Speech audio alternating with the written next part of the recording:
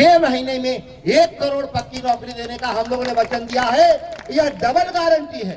जिस गारंटी को राहुल जी की दिए है उसका डबल गारंटी तेजस्वी यादव दिए हैं। और मैं तो हूं ही सड़क से सदन तक लड़ने के लिए।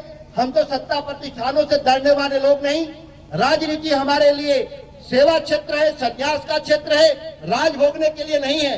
बाकी लोगों के लिए राजगद्दी होगा, हमारे लिए संन्यास का ये पद है जिस पर हम लोग लगातार काम करने वाले लोग हैं। और नई शिक्षा नीति में जो छात्रों का भविष्य नरेंद्र मोदी नीतीश कुमार ने खराब करने का काम किया है, उस नई शिक्षा नीति का हम लोग समीक्षा करके बिहार को और देश को समृद्ध बनाने का काम करेंगे। और बक्सर की हिस्सेदारी लेकर के रहेंगे। बक्सर के स्वाभिमान को कभी झुकने नहीं देंगे।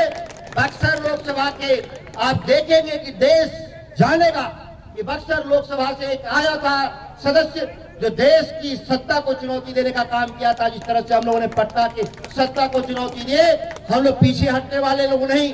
कदम हमारे पीछे नहीं हटेंगे, बाकी जो होगा हम लोग देख लेंगे। साथियों, जिस उत्साह से जो कार्यक्रम 5 बजे का और रात्रि के 9 बजे तक जिस तादाद में आप जुटे हैं, निश्चित तौर पर यह बक्सर के लोकसभा के लोगों का संदेश है कि परिवर्तन अवश्यंभावी है, इसको कोई रोक नहीं सकता।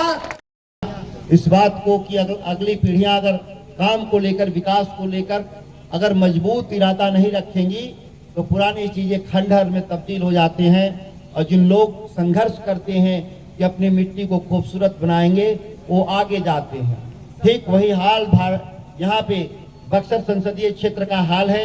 लंबे समय से इस इलाके में, इस संसदीय क्षेत्र में 24 सालों से लोग, बाहर के लोग सांसद बनते रहे, जिसका खामियाजा बक्सर के लिए, बक्सर के किसानों के लिए, बक्सर के नौजवानों के लिए, छात्रों के लिए जो मांग होनी चाहिए थी, संघर्ष होना चाहिए था सड़क से लेकर सदन तक, वह कहीं भी उपस्थिति दर्ज नहीं हुआ, जिसका खामियाजा है हम पिछड़ते गए।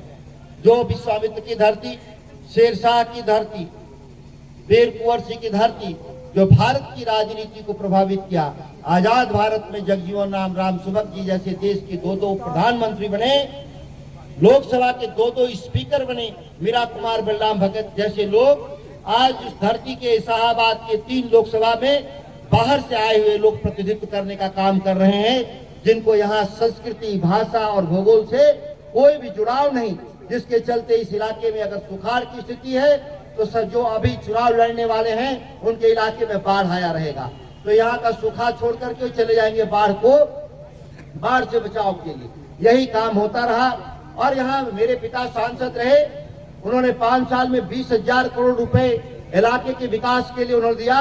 चौसा का बिजली घर अकेले 15,000 करोड़। ये हमारा मोहनिया से लेकर के आरा तक का 4 लेन उन्हीं के जमाने में काम शुरू हुआ था। अटलांटा कंपनी बीच में छोड़ के भाग गई। नीतीश कुमार इस योजना को 5 साल लटकाने का काम किया। वही हाल बक्सर से पटना का जो 4 लेन का निर्माण हुआ, बीच में कंपनी काम छोड़ कर भाग गई, नीतीश कुमार उसको 5 साल लटकाने का काम किया।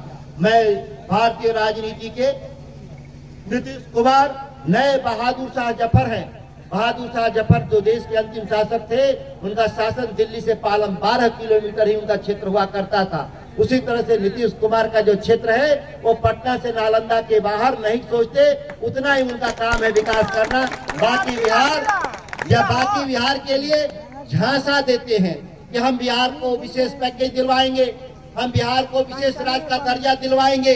4 बार वो दल बदल दिए, गठबंधन बदल दिए, लेकिन बिहार का दुर्दशा नहीं बदला, केवल उनकी कुर्सी सुरक्षित रही, इसके सिवा कुछ नहीं हुआ। और भ्रष्टाचार जिसके खिलाफ मैंने लड़ा था, मैं कृषि मंत्री के तौर पे कृषि विभाग के भ्रष्टाचार को उजागर किया था, लेकिन कौन ऐसा भ्रष्टाचार है जो यहाँ बैठे हुए लोग नहीं जानते हैं, जो अंचल में जाते हैं, ब्लॉक में जाते हैं, जन्म प्रमाण पत्र छोड़िए, मृत्यु प्रमाण पत्र पर भी लोगों को घूस देना पड़ता है। अगर वो कहे नीतीश कुमार ये सुशासन का राज है, तो मैं कहूंगा नीतीश जी आपको यह मुबारक। पहली बार आप देखे होंगे देश में कि मानसिक रूप से सक्षम व्यक्ति ही भारत का मतदाता बनेगा।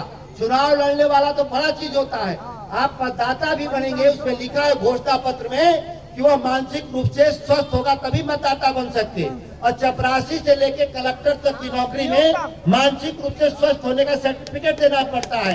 और एक ऐसा अस्वस्थ आदमी मानसिक रूप से जो बिहार चला रहा है, जिससे आप एक साइकिल भी नहीं चलवा सकते हैं कि वो रोड पे चलते हुए ट्रक में घुस सकता है, वो आदमी राज चला रहा है। बात सही है कि नहीं? कोई पागल आदमी से आप साइकिल चलवाइएगा, मोटरसाइकिल कार तो छोड़ दीजिए, आप बैठिएगा उस पर, डर लगेगा कि ये ट्रक में घुसा देगा आदमी।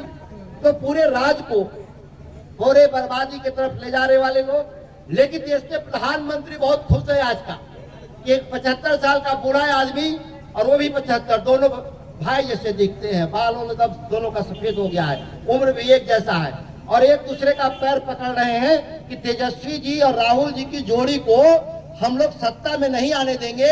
वो दोनों एक दूसरे का पैर पकड़े हुए हैं। अब ये हालत है कि जिनको 75 साल में वानप्रस्थ के तरफ जाना है, हिंदू धर्म का जो राजनीति करते हैं, मैं उनकी बात करता हूँ, तो हिंदू धर्म में तो लिखा है 75 साल में अब जंगलों में जाएंगे। लेकिन ये कारण नहीं, हम दिल्ली का कुर्सी 5 साल और चाहिए, जिस देश में नौजवानों को 4 साल में ही रिटायर कर रहे हैं। अग्निवीर आर्मी में बिना पेंशन का रिटायर कर रहे हैं, और वो अपना पेंशन नहीं हटाना चाहते। प्रधानमंत्री जी, या तो आप पेंशन अपना खत्म कर दीजिए, या नहीं तो सबको पेंशन देने का काम करिए। या गांव गांव में आपका भी भाषण होगा, घबराइए नहीं, गांव गांव में गरीब आदमी को 400 का पेंशन, केवल 400 का पेंशन, प्रधानमंत्री जी को 2 लाख का पेंशन मिलेगा। 400 रुपए में क्या होंगे, इसीलिए निर्णय लिए हैं हम लोग 1000 रुपए पेंशन देने का काम करेंगे आम आदमी को। इतना ही नहीं, रक्षाबंधन के दिन घर के मालिक को नहीं, घर के मालकिन को 1 लाख रुपया हर साल घर खर्च के नाम पर देंगे हम लोग। ये जो गैस सिलेंडर 13 रुपया का अनाज माफ करके देश का प्रधानमंत्री गैस का सिलेंडर 350 वाला 1200 कर दिया। तो 13 रुपया ले लो भाई मेरे से, और 1200 वाला गैस सिलेंडर घटा के 350 कर दो। वो करेंगे नहीं, हम लोग करेंगे। 500 रुपए का सिलेंडर देने का काम करेंगे इस देश में, महागठबंधन ने तय किया है। और तेजस्वी यादव ने जिस तरीके से बिहार के नौजवानों को भविष्य सुधारने के लिए 5 लाख पक्की नौकरी 17 महीने में दिए। आरएसएस का और भाजपा का कर्जालय खोलते हैं, वो हिंदू की बात करते हैं। आपको सोचने की आवश्यकता है, गाय काटने वाले से पैसा लेने वाला कभी शुद्ध हिंदू हो ही नहीं सकता है। उन लोगों से सतर्क रहने की आवश्यकता है। और शासन प्रशासन आज कहां है खड़ा, कहां खड़ा है? बिहार में भ्रष्टाचार की बू आ रही है। हम भी एमएलए हैं, हम प्रभाकर जी हैं, हम लोग सवाल उठाते रहते हैं। हम लोगों ने आपके कई सवालों को उठाया। यहाँ तो आपका हॉस्पिटल बना, यहाँ तो थाना बना, बहुत कुछ हम लोग चाहते थे कि सूरजपुरा को हम दें, लेकिन व्यवस्था इतना लचर है कि हम आपको नहीं दे सकते।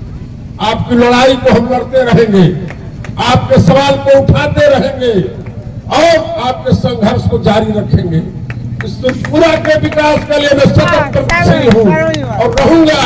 मैं चाहता हूँ कि राजा का सूरजपुरा, मंजरी जरवार का सूरजपुरा सुंदर बने, खूबसूरत बने, सुदृढ़ बने, जो हमारे पुरखों ने नींव रखा। राजा साहब ने जो राजराजेश्वरी स्कूल उच्च विद्यालय बनवाया, बिहार में 110 में है, 110 में है स्कूल।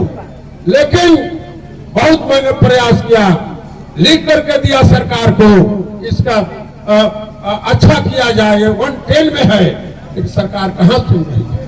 तो हम निश्चित तौर पर प्रयास करके कुछ हम लोगों ने ठीक कराया है, लेकिन मैं संतुष्ट नहीं हूं। मैं जैसा चाहता था वैसा नहीं बनाया। आगे मैं आपसे, समय बहुत हो गया है,